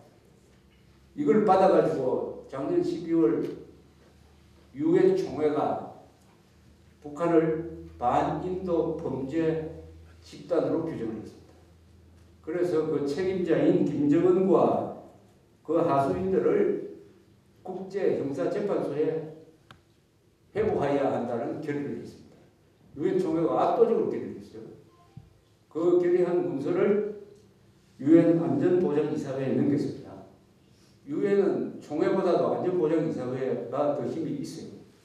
거기서 안 끊도록 채택이 되어 있습니다. 그런데 거기서 거부권을 행사하는 나라가 5나라가 있는데 소위 유엔 안전보장이사회 상임이사국 5나라입니다. 다 핵무기를 가진 나라죠. 러시아, 미국, 중국, 영국, 프랑스입니다. 이 나라 중에 러시아하고 중국은 거부권을 행사할 가능성이 많기 때문에 아직 표결로는 안 가요. 그러나 안건으로 계류시켜 놓고 계속 북한 정권을 압박하고 있습니다. 북한 인권 문제는 이제는 국내 문제가 아니고 세계 문제가 되었습니다. 김정은은 아마 이 문제를 생각하면 핵 개발, 핵무기 실전 배치 생각하면 기분이 좋다가도 북한 인권 문제 생각하면 아마 신경질을 겁니다. 국제형사재판소에 회부되면 체포장이 발부돼요. 김정은이한테. 그럼 김정은은 외국에 못 나갑니다. 체포당합니다. 그런 사람들이 몇 사람 있었어요. 수단 대통령이 지금 그런 처지입니다. 자, 이렇게 됨으로써 한반도의 3대 문제, 북한의 인권 탄압, 남한의 종북 세력, 북한 미사일, 핵미사일 실전 배치, 이 세 가지 문제는 이제는 우리의 삶에 직접 영향을 미치는 문제로서 앞으로 점점 커질 것입니다. 이 세 문제와 둘러싼 정치와 국제, 외교, 안보 갈등이 이루어지게 될 것입니다. 이 세 문제로 해가지고 북한이 무너질 수도 있고, 이 세 문제 중에 하나로 해서 남한 정권이 무너질 수도 있습니다. 이 세 문제는 누구도 피할 수 없는 문제가 되고 말았습니다. 그런데 이 세 문제는 다 뿌리가 하나입니다. 핵 문제, 인권 탄압, 남한의 종북 세력, 이 발신지가 하나예요. 그게 어딥니까? 북한 정권이죠. 북한 정권이 다 만든 문제입니다. 해결책은 북한 정권을 무너뜨리는 방법밖에 없습니다. 북한 정권을 무슨 방법이라든지 변화시키든지 무장해제시키든지 무너뜨리는 방법밖에 이 세 문제를 해결할 방법이 없습니다. 세 문제는 동시에 해결될 것입니다. 하나하나 별도로 해결이 안 돼요. 문제를 어떻게 무너뜨릴 것이냐. 북한 정권을 무너뜨리지 않으면 우리가 핵폭탄을 맞게 됩니다. 북한 정권을 무너뜨리지 않으면 북한 인권 탄압은 지속될 것이다. 북한 정권을 무너뜨리지 않으면 남한의 종북 좌익 세력들을 계속 번창할 것이다. 요게 한국이 당면한 3대 문제입니다. 어떻게 할 거냐 하는 데 있어서 우리의 무기를 한번 점검해 봐야 됩니다. 우리는 뭘 가지고 있느냐. 적과 싸우려면 우리가 가지고 있는 무기가 뭔지를 알아봐야 되죠. 우리가 가지고 있는 무기, 우리는 돈이 많습니다. 돈, 자유가 있습니다. 정보가 많아요. IT 기술이 많이 발달했습니다. 우방국이 많습니다. 이게 다 우리의 무기입니다. 이 무기를 어떻게 활용할 것이냐. 그래서 북한한테 초점을 딱 맞춰가지고 북한 정권을 무너뜨릴 것이냐. 이 연구를 해야 될 시점입니다. 여기서 방법이 나올 수 있을 겁니다. 요새 북한으로 삐락 뿌리는 것도 한 방법입니다. 그걸 더 대규모로 할 수도 있습니다. 바람 잘 맞을 때 주로 여름입니다. 그때 전 국민이 삐락 보내는 운동, 전단 보내는 운동, 집집마다 하나씩 보내죠. 그래서 하늘이 풍선으로 새까맣게 덮이고 거기에 초콜릿도 달리고 뭐 1달러짜리 지폐도 달리고 한 게 평양 상공으로 넘어간다면 과연 북한 정권이 버티겠느냐. 이런 방법이 있습니다. 그 다음에 대북 공작을 해가지고 북한의 권력층 내부에 우리 편을 매수를 하고 서로 싸우게 만들어가지고 자중질환이 일어나도록 만드는 방법. 뭐 이런 방법도 있어요. 돈의 힘이라는 것은 아주 큽니다.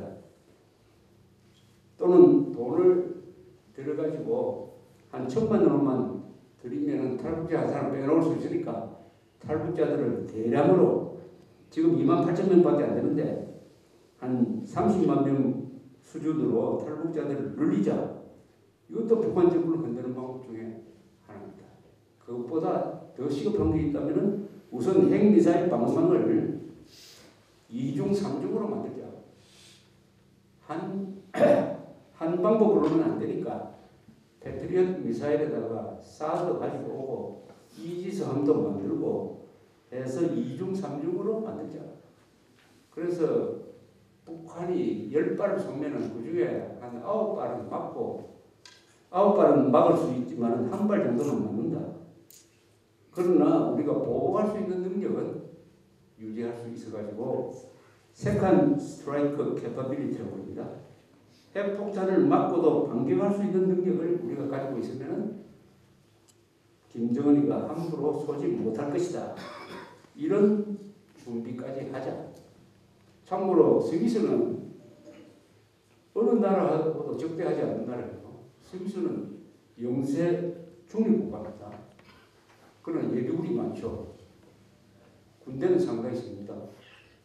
그런데도 아무도 지금 스위스를 핵으로 공격할 생각을 하지 않고 있습니다. 그럼에도 불구하고 스위스는 핵폭탄을 맞았을 때 방공호에 들어가서 오랫동안 생존하기 위한 준비를 다 했습니다. 스위스 여행하시면 그뭐 긴 터널이 있습니다. 거기도 일단 유사시에는 방공호가 됩니다. 집 새로 지을 때마다 방공호 만들어야 됩니다. 그래서 스위스 사람들의 120%가 들어갈 수 있는 방공 시설이 있어요. 근데 한국은 왜 안 만듭니까? 설마죠, 설마. 그럼 스위스 사람은 바보고 바보 천치라서 그 돈 많이 들어가지고 핵방어망 만들고 대한민국 사람들은 워낙 머리가 좋고 운이 좋으니까 안 만들어도 됩니까? 안 만들어도 됩니까? 누가 바보로 밝혀질지 모릅니다. 결국 스위스 사람들이 준비가 현명했구나. 결국 한국 사람들의 이 요행수가 결국 대한민국을 망하게 했구나. 라고 기록될지도 모른다는 이야기입니다. 어쨌든 우리가 가지고 있는 모든 수단을 동원해가지고 통일로 나아갈 수밖에 없는. 그래서 통일이라는 것은 지금 해도 되고 안 해도 되는 그런 게 아니에요. 우리가 살기 위해서 통일하는 것입니다. 살기 위해서. 살기 위해서 통일하는 것입니다. 이게 절박한 심정으로 해야 통일이 됩니다. 삼국시대 때 고구려, 백제, 신라 이 세 나라 중에서 가장 구석에 처박혀 있었던 신라가 왜 삼국을 통일했느냐. 그때 신라는 백제한테 당하고 고구려한테 압박을 당해서 통일하지 않으면 죽게 되었다는 판단이 있습니다. 통일 안 하면 우리가 죽겠구나. 그래서 친구를 찾아 나섰잖아요. 김춘추, 아니면 태종 유왕이 된 사람이 고구려에도 가고 일본에도 가고 마지막에는 당나라에 가서 나당 연합군을 만들어서 요새 한미동맹과 같은 우리 민족사에서 가장 성공한 외교 정책입니다. 나당 연합군을 만들어서 자기보다 잘 사는 백제, 자기보다 힘이 센 고구려를 멸망시키고 삼국 통일을 했습니다.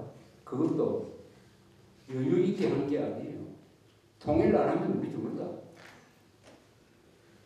만약 지금 남북한에서 북한 사람들이 통일 안 하면 우리는 죽는다 라고 생각하는 그 집중도가 더 강하냐, 한국에서 통일 안 하면 죽는다는 그 절박감이 더 강하느냐, 더 강한 쪽에서 통일할 거라고 봅니다. 더 강한 쪽에서. 그런데 한국은 통일 안 하면 죽는다고 생각하는 사람 제가 만나본 적이 별로 없습니다. 통일 대박이라는 얘기를 하는데 그것은 사치스러운 이야기입니다. 통일 안 하면 죽는다고 해야, 통일 안 하면 죽는다고 할 때는 세상이 달라집니다. 우선 한일 관계도 지나간 종군 위안부 문제 가지고 이렇게 경색될 게 아니라 북한 핵 문제를 해결하기 위해서는 한국과 미국이 협력할 부분이 있습니다. 한국과 일본이 서로 정보 교류를 해가지고 북한 핵 미사일에 대한 방어망을 건설하는 데 서로 협조를 해야죠. 그리고 김정은이가 남침할 때는 28,000명의 주한미군 가지고만 싸울 수는 없는 거죠. 일본에 있는 5만 명의 미군이 있습니다. 공군, 해군이죠. 그 사람들이 한국에 전개돼야 됩니다. 우선. 그렇게 하려면 한일관계가 좋아야 돼요. 한일관계가. 그래서 한미일 동맹 체제가 삼각형으로서 원활하게 되어야 됩니다. 핵 문제, 통일 문제를 우리가 해결하려고 한다면 일본과 친해져야 돼요. 그래서 한미동맹이 원활하게 되는 것입니다. 그래서 중국하고 적대적으로 갈 필요 없지만 지금처럼 중국한테 굴종해가지고는 통일이 안 되죠. 중국한테 굴종해가지고.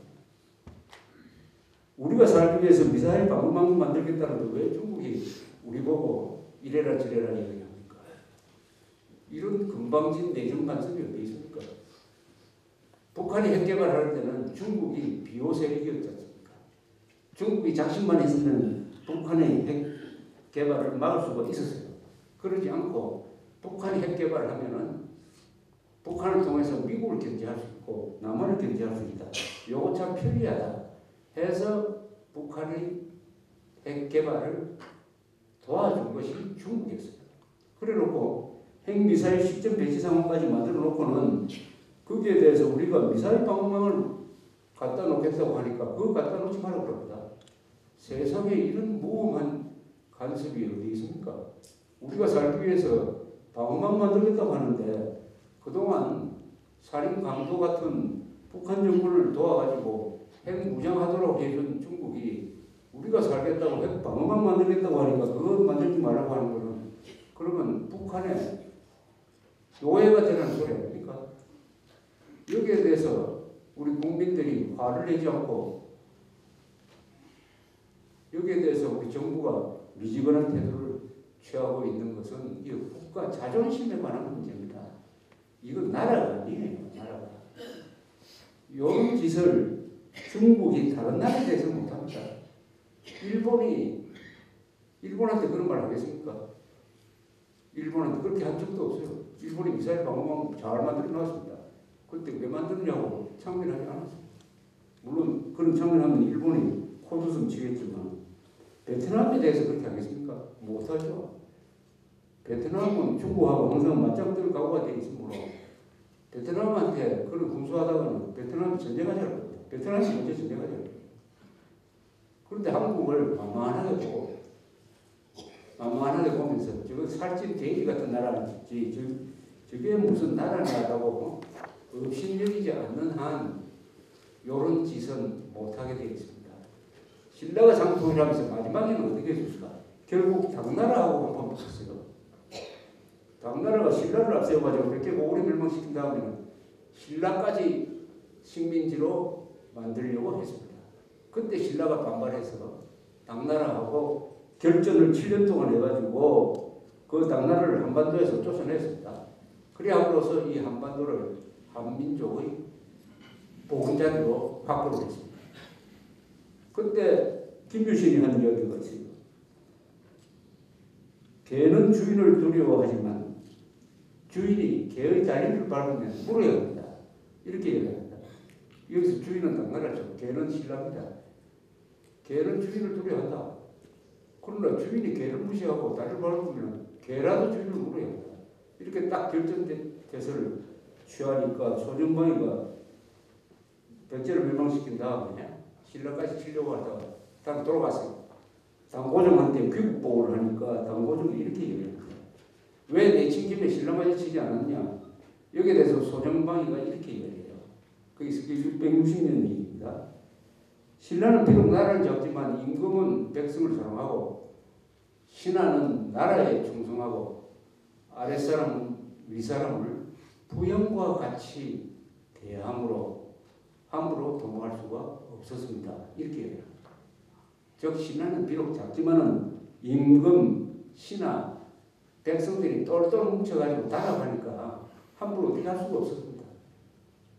당시에 당나라는 세계 최대의 강국이었어요. 또 전성기였습니다. 그 나라의 대표적인 장군이 신라라는 나라를 어떻게 보고 있었다 하는 것을 알 수가 있습니다.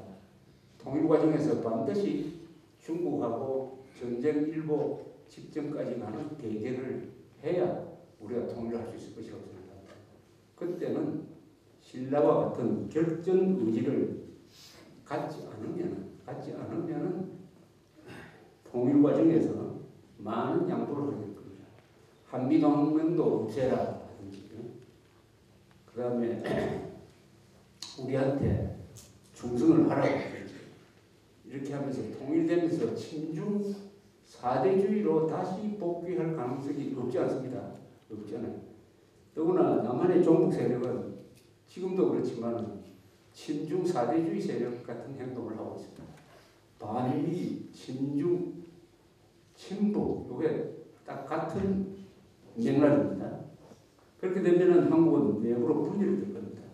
신라가 당나라하고 맞짱들 수 있었던 것은 분열되지 않았기 때문입니다. 분열되면 그렇게 결전을 할 수가 없어요. 이런 문제에 있어서도 바로 우리 의병정신으로 국민들이 항상 깨어나도록 역사의식을 가지고 깨어나도록 하는 역할이 이 제천에서 날 수 있다는 점에서 제천 의병 포럼의 이 출발은 그야말로 작은 것 같지만 아주 큰 의미를 가지고 있다고 생각합니다.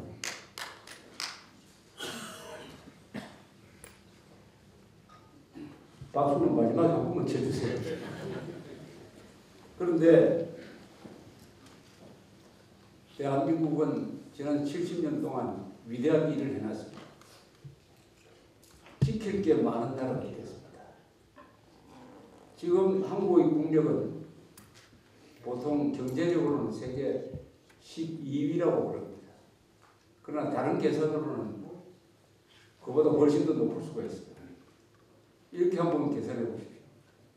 인구가 5천만 이상이 되는 나라고 1인당 국민소득이 3만 달러 이상 되는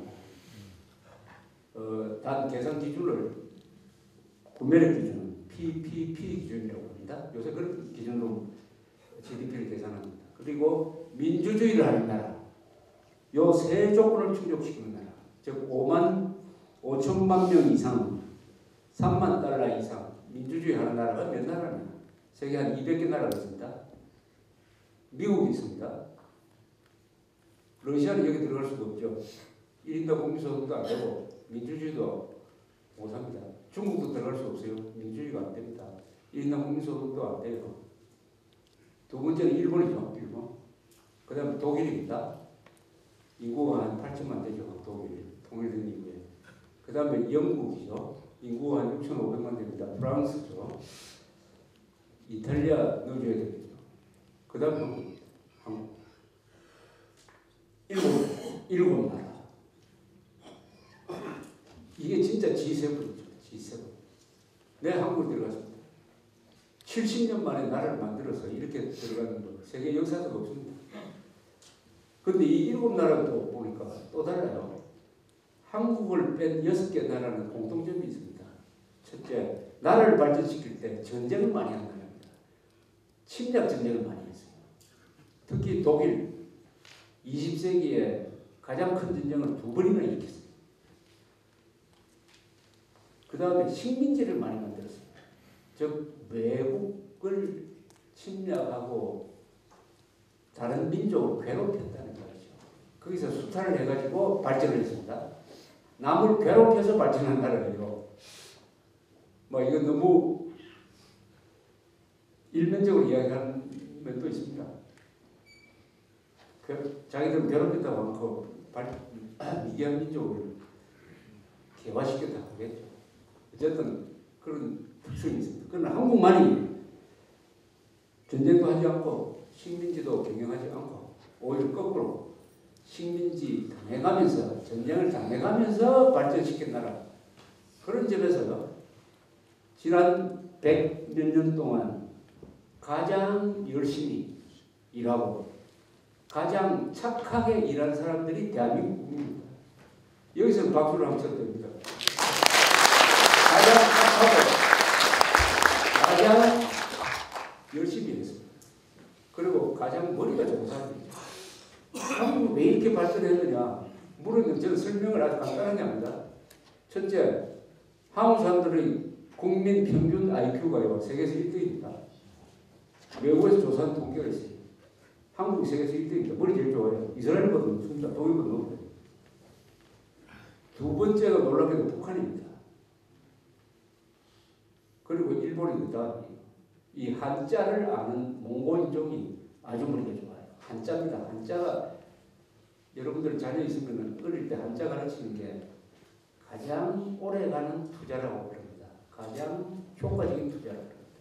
한자를 어릴 때 가르쳐 머리가 좋아진다는 확실한 증거가 있습니다.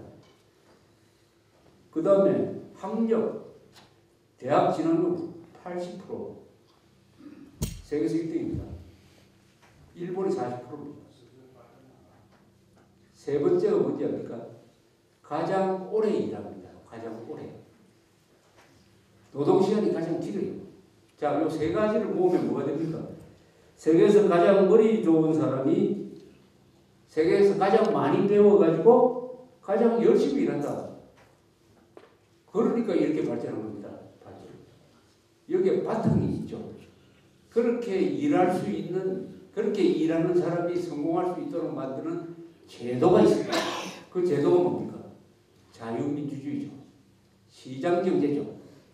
북한도 우리처럼 머리가 좋은데 왜 안 됩니까? 사회주의, 독재를 하니까 그 머리 좋은 것을 펼 수가 없었어요.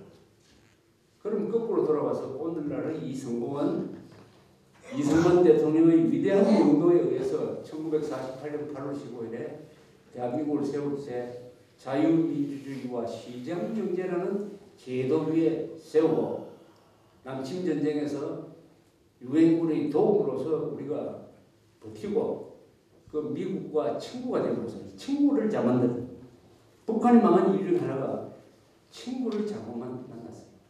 스탈린과 모택동 세계 20세기에서 사람 제일 많이 죽인 두 악마와 같은 자들과 친구가 됐는데 한국은 미국과 친구가 됩니다. 가장 강력하고 가장 발전하고 가장 너그러운 나라와 친구가 됩니다.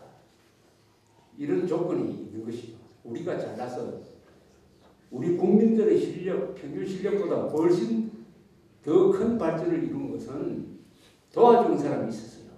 그 도와준 사람이 누구냐? 미국입니다.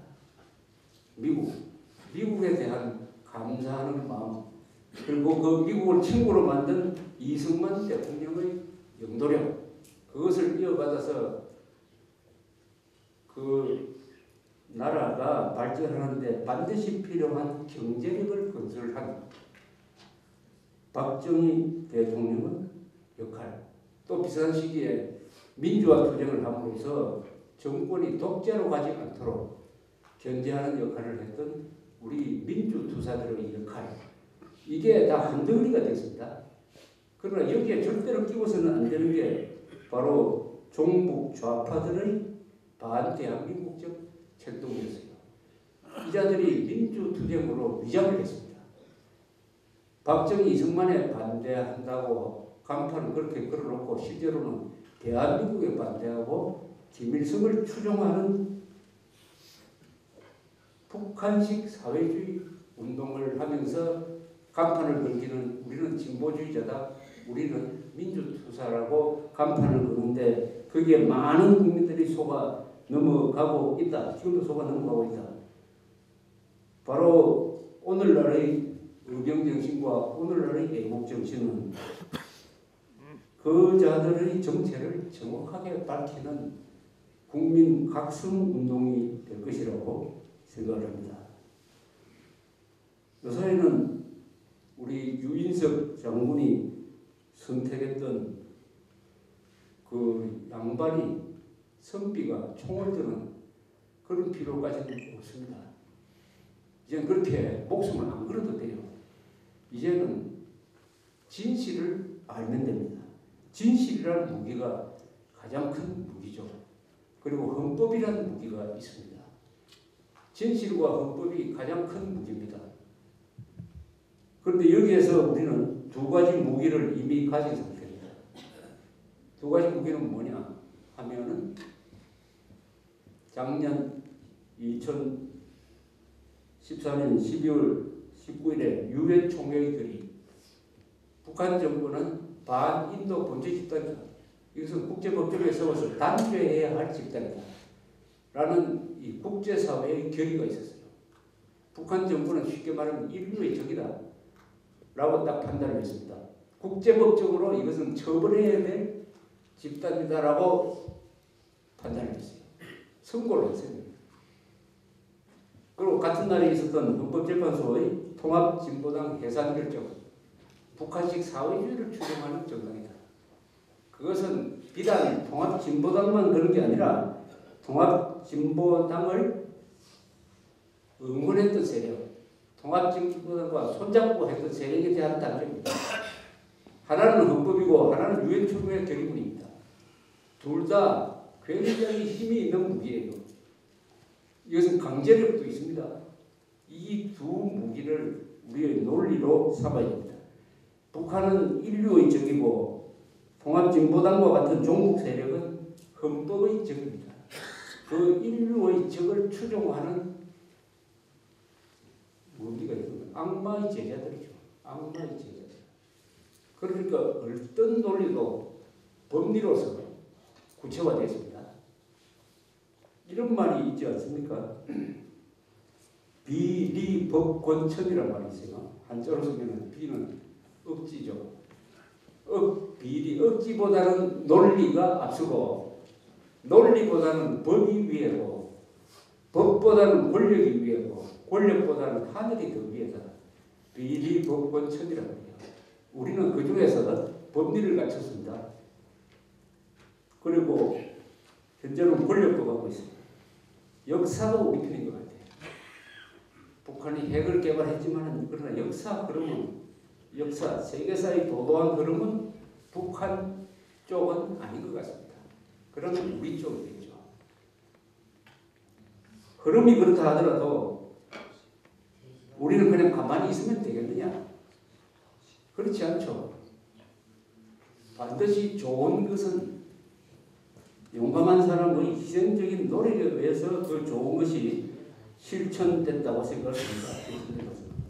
그런 점에서 뜻있는 분들이 그냥 구경꾼으로서 남아있지 않고 제천 의병 포럼을 만들어가지고 과거의 의병 정신을 오늘에 되살려가지고 이 나라를 지키는 애국 정신으로 승화시키기 위해서 이런 조직을 만든 것은 위대한 일입니다. 개인으로 싸우는 것과 조직으로 싸우는 것은 천지차이입니다. 천지차이. 1970년대에 중동 시장에 저 타일랜드나 필리핀 사람들은 인력으로 수출이 됐습니다. 그런 개인으로 나갔어요. 취직 차원에서 나갔습니다. 그러나 한국은 현대, 한진, 여러 나라가 회사 단위로 나갔습니다. 결국 어떻게 됐습니까? 회사 조직으로 나간 사람과 개인으로 나간 사람은 아직 타일랜드, 필리핀은 아직도 남의 회사에 일하고 있고 우리는 건설 회사가 커가지고 이제는 그 사람들이 부리고 있습니다. 이런 조직은 애국운동을 하는 데 있어서 반드시 필요한 우리의 무기입니다. 그리고 아까 발표를 하실 때 보니까 대변인도 계시던데 이 조직에서 제일 중요한 게 대변인이라고 생각합니다. 조직은 항상 살아있어야 되고 대변인이 활동을 하면 그 조직이 살아있는 것처럼 보이죠.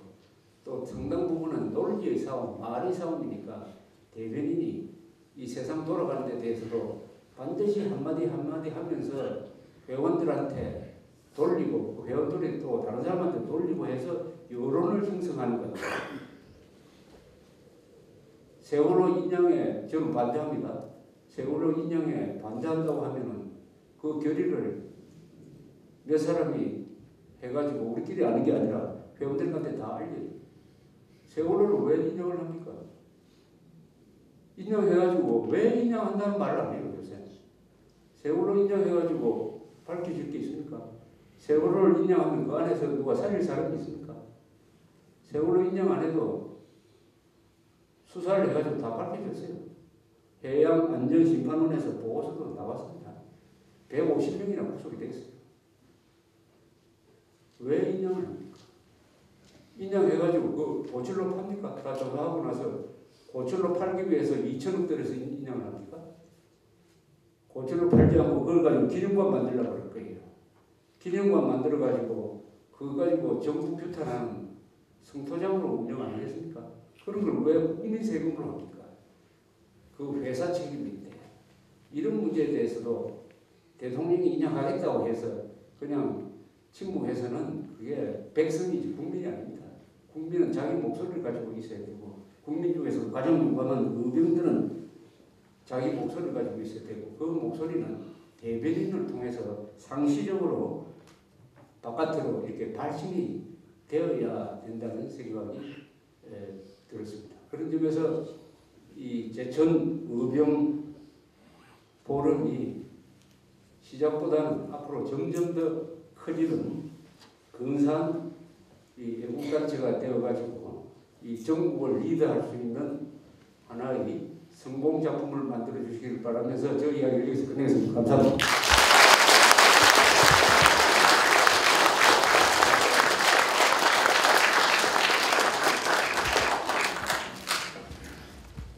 네, 여러분 시원하셨습니까? 박수로 답을 주시기 바랍니다.